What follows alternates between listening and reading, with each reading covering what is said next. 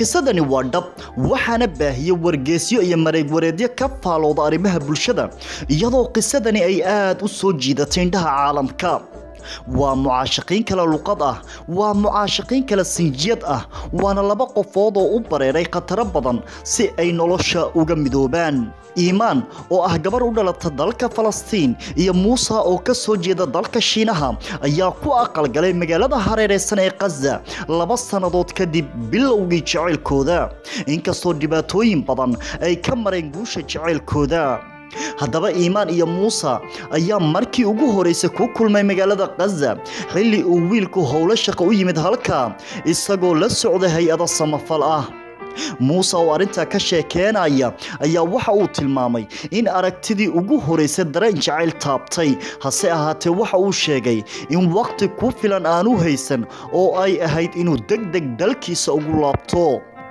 maalinka kadib 2 sano ayay iimaan iyo Muusa ka wada xiriirayeen aaladda ay bulshada ku xiriirtay internetka waana mid sii xoojisay xiriirkooda jacayl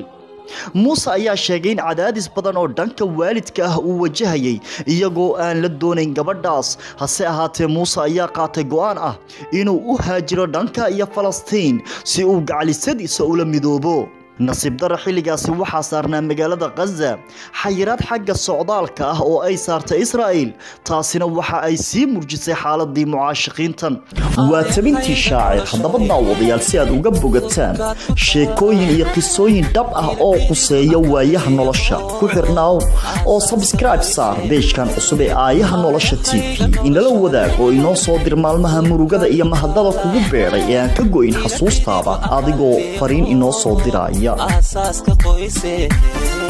laakiin Muusa ayaa bilaabay inuu u babacdhigo dhibaatooyinkaas isagoo tagay dalka Masar waxa uuna maray goobo dadka si qarsoodi ah looga gudbiyo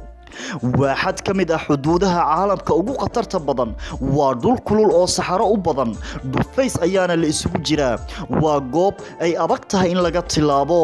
laakiin Muusa ayaa u bareeray waxaana hogaaminaya dareen jacayl mar wax laga weydiiyay Muusa khatarta badan ee uu u bareeray ayaa waxa uu yiri Shiinuhu waxa ay ku mahmaahan halka uu qalbigaagu dego ayay naftaaduna degtaa oo ku xasisha waana ku qasbanaa buu yiri inaan wax walba u huro xasiloonida naftayda haddaba halgan dheer kadib Muusa iyo iimaan ayaa ishelay oo ka dhabeeyay sheekadoodii jacayl ee muddada dheer soo foolanaysay waalidiinta gabadha ayaana aad ula cajabay markii ay uga sheekeeyeen marxaladihii ay isla soo mareen iimaan oo cabiraysa dareenkeeda ayaa waxay tiri Muusa waa ninka kaliya ee aan guursan lahaa waxayna intaa raacisay inuu ku soo jiitay habdhaqankiisa wacan iyo naxariistiisa